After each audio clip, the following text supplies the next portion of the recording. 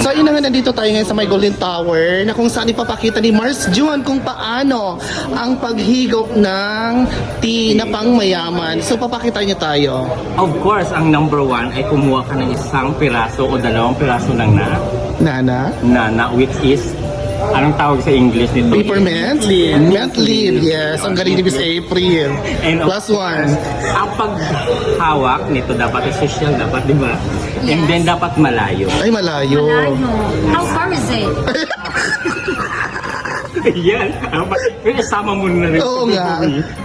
I love it. Tapos, And then, dapat paano ang paghigop? paghibok ay ang pag-smell the aroma. The aromatic. Ay, yes. Si Miss Luningning.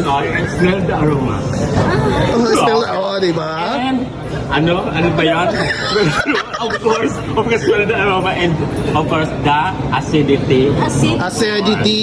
Ito ay acidic. Oh, Acidic. acidity. Rheumatic. May rheumatic eh. And of course, ano na natin? Feel Tikman the natin pain. the pain. Ayan. Kasi nga, ano na, mainit na, di ba? Mainit. Of course. Ito nga mag-pain.